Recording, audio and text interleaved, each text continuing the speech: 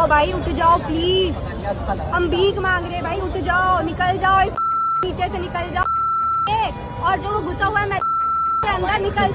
मैं पूरे देश से माफ़ी मांगती हूँ। मैं इतनी शर्मिंदा हूँ, मैं अपनी नज़र भी नहीं उठा पा रही हूँ। आपने अभी अभी दो तस्वीरों को देखा।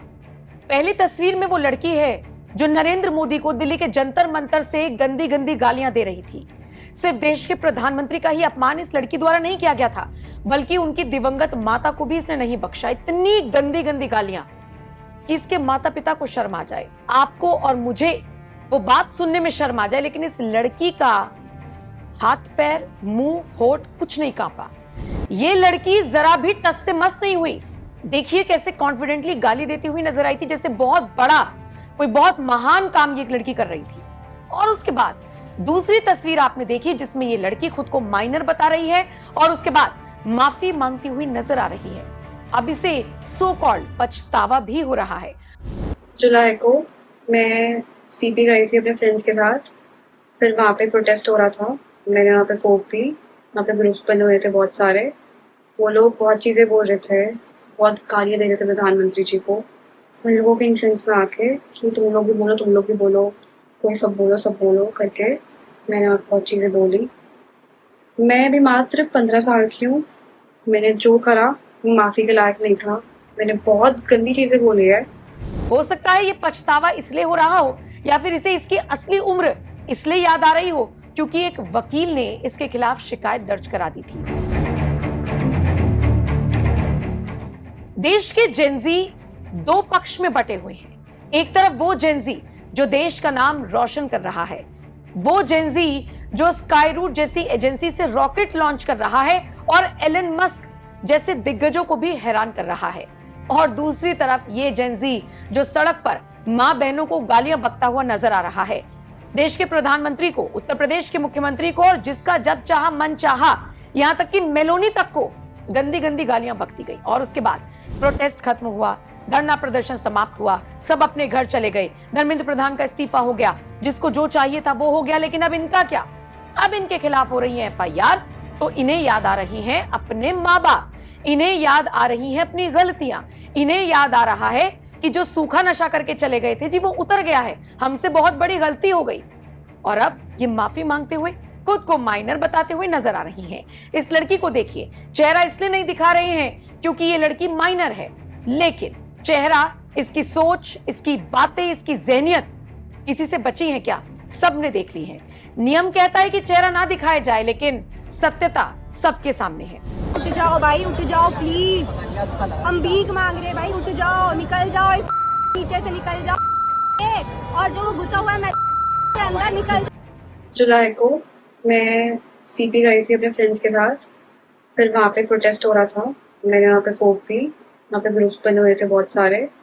वो लोग बहुत चीज़ें बोल रहे थे, बहुत गालियाँ दे रहे थे प्रधानमंत्री जी को।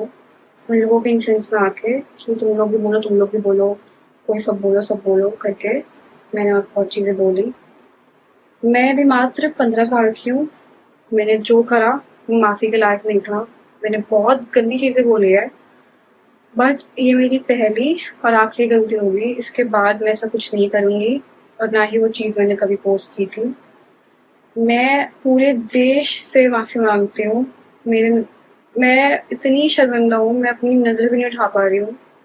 मैं सबसे माफ़ी मांग रही हूँ, मुझे प्लीज़ माफ़ कर दीजिए, प्लीज़। एक तरफ ये है जो नरेंद्र मोदी को गंदी गंदी गालियां देते हुए नजर आए, और दूसरी तरफ देश के प्रधानमंत्री हैं जिन्होंने इमोशनल होते हुए बाकायदा एक वीडियो बनाया और इन जैसे बेशर्मों को माफ कर दिया।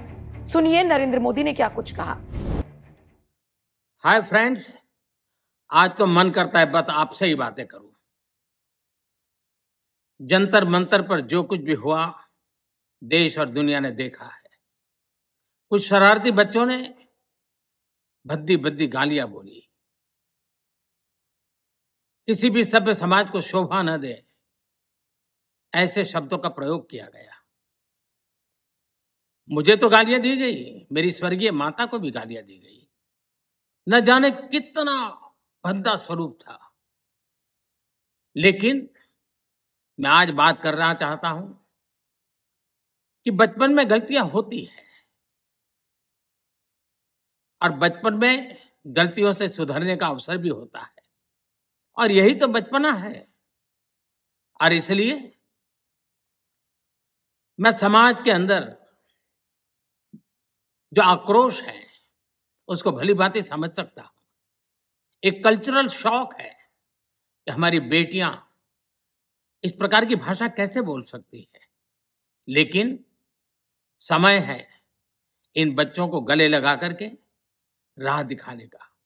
ये गुमराह बच्चे हैं, उनको राह दिखाना हमारा काम है। उनको सजा देना, अदालतों के चक्कर कटवाना, समाज में उनको प्रताड़ित करना, इससे हम परिस्थितियां नहीं बदल पाएंगे। मैं उन्हें माफ करना चाहता हूं। समाज भी मेरी इस बात को स्वीकार करे, क्योंकि मेरे मन में एक ही भाव है। कभी कभी दांतों तले हमारी जीभ आ जाती है, खून निकल आता है, लेकिन हम दांत तोड़ते नहीं है, क्योंकि दांत भी हमारे हैं, जीभ भी हमारी है, बच्चे भी हमारे हैं। उन्हें राह दिखाना हमारा काम है। गुमराह को राह दिखाना कठिन होता है, लेकिन कठिन काम हमको करना है। और इसलिए आओ, मैं इन बच्चों को कहता हूं, बच्चों आओ, हम देश के लिए साथ मिलकर के आगे बढ़े, कुछ नया सीखें, गलतियों से भी सीखें, अपने सपनों को लेकर के चल पड़े। देश बहुत आगे बढ़ रहा है, आगे बढ़ने वाला है, और आपका भी आगे बढ़ना निश्चित हो, यही मेरा सपना है। मैं आपके लिए जीता हूं, आपके उज्जवल भविष्य के लिए खपता हूं। आओ हम मिलकर के देश को आगे बढ़ाएं। बहुत बहुत धन्यवाद दोस्तों। बस आओ, गलतियों से सीखो, आगे बढ़ो। आप नरेंद्र मोदी के फ्रेंड्स कहने पर उन्हें ट्रोल कर रहे हैं। आप में से बहुत सारे लोग उनका मजाक उड़ा रहे हैं, लेकिन एक 75 साल का नेता जिसके हाथ में बहुत पावर है, वो चाहे तो एक दिन बहुत बड़ी बात है, 1 मिनट में इन सबको छठी का दूध याद दिला दे। वो नेता आगे आकर, फ्रेंड जोन में आकर, इंस्टाग्राम पर रील बनाकर माफ कर दे रहा है। तो अब ये आपके हाथ में है। आपके मन में नरेंद्र मोदी को लेकर क्या सोच है, ये मैं आप पर छोड़कर जा रही हूं। आप क्या राय रखते हैं कमेंट सेक्शन में बताएं। बाकी खबरों के लिए एनएमएफ न्यूज देखते रहिए।